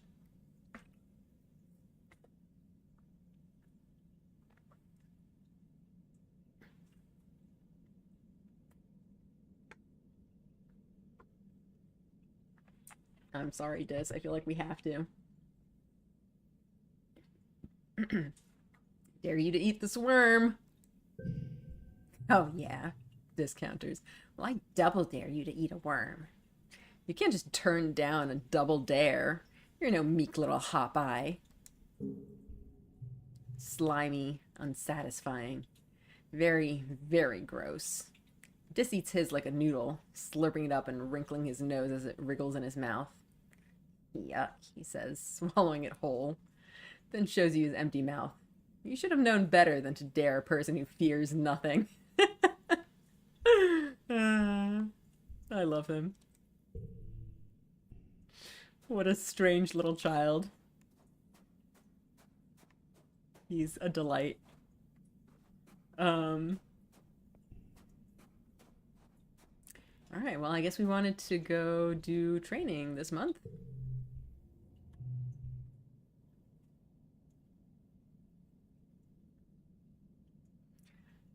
Did we miss anything today? I did. I feel like I should check up on the notices again. I checked at the start of the stream and it didn't say anything. I really feel like there's something up with the audio. Can you guys hear anything? Like, I get a little bit sometimes, but is it supposed to be like this? I don't know.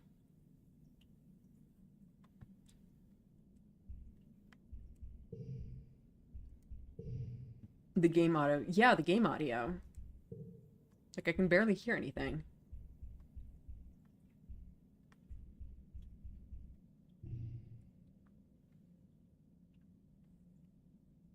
Oh, well, I think right now it's just not playing anything.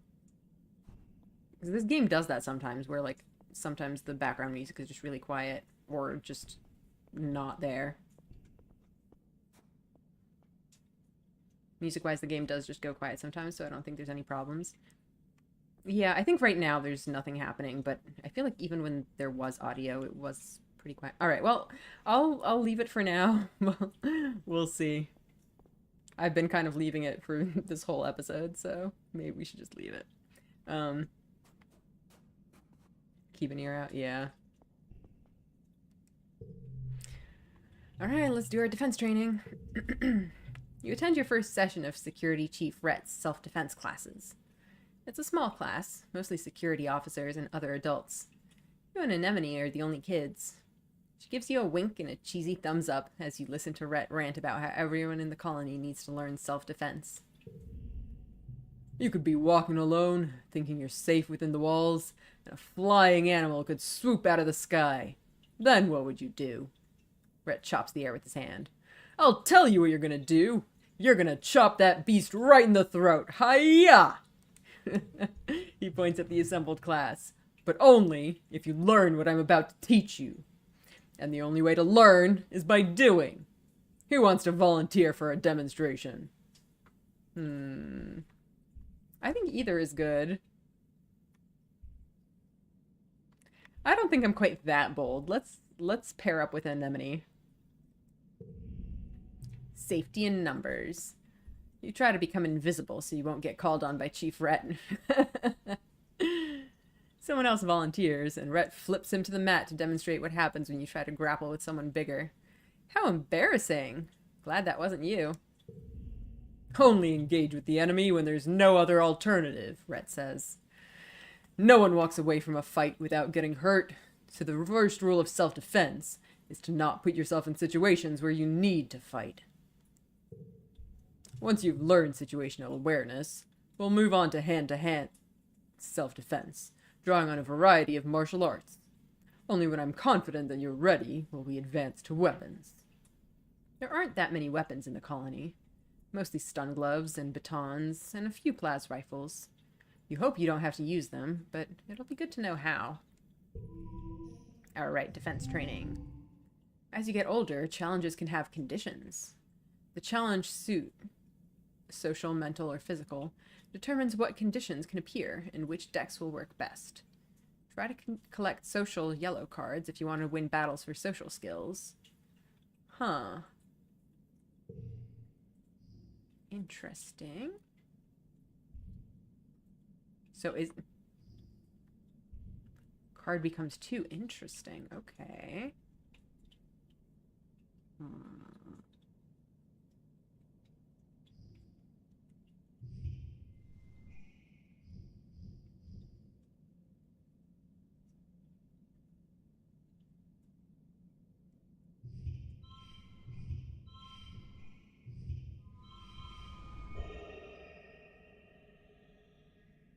Fun fact, one of the conditions can be a card is always in this slot.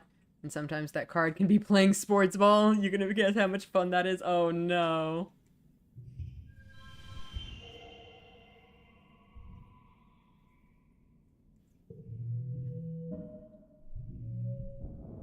Look at that.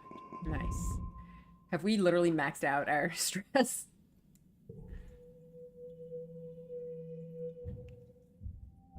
Next month. Early pollen month. It is a little bit late, I think. So I think this month we would need to rest, right? I don't know if we want to just do that now or leave it here. I think the change of seasons is probably a good time to cut the episode.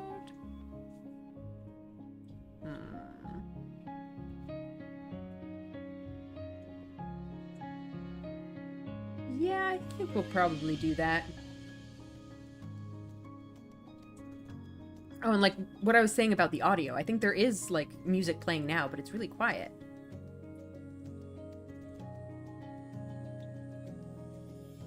Can you guys hear it? Like, I can hear it, but kind of barely. Is that just on my end, or is that on the stream too?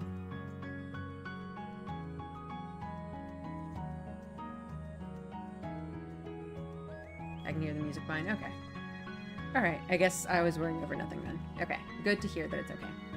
Alright, well, I guess that'll be it for today's episode.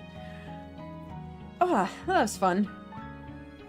Yeah, there's definitely a lot of mystery. The glow season was interesting. It's a bit quiet, but not like in a bad way. Yeah, it's just kind of, you know, just chill little music.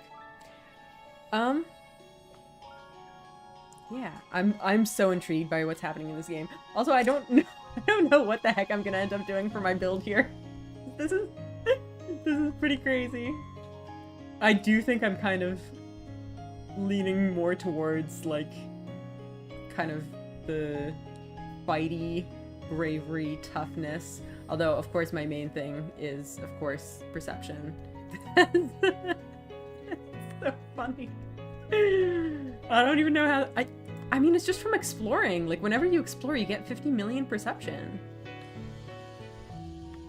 I mean, I started out with a base high perception, but still.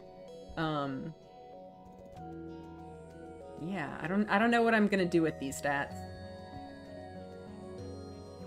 You have Eagle Eye, yeah, exactly. So does Eagle Eye, like, increase the amount of... Oh, it gives +1 perception each time. Oh. I assumed it just increased my, like, starting perception. I didn't realize it also made me gain it faster. Okay. That makes a lot of sense then. That explains it, for sure.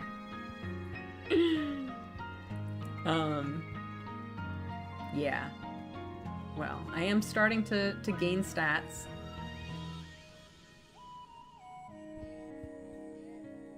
So, I managed to eat worms and unlocked some other stuff. Yeah. I don't really know where we're gonna end up going from here, but... Oh, is Dad offering another hug? I guess we'll find out next time. Yeah. Stuff is happening slowly but surely. There's definitely a lot of mystery to it. Like, we don't know why things are happening or where it's gonna go from here, but yeah. Slowly but surely we will find out. Alright, well, thanks for coming. I hope you guys had fun. We'll see you on Thursday. Same time, same place. Alright. I hope you enjoyed the stream, and have a good rest of your day. Bye.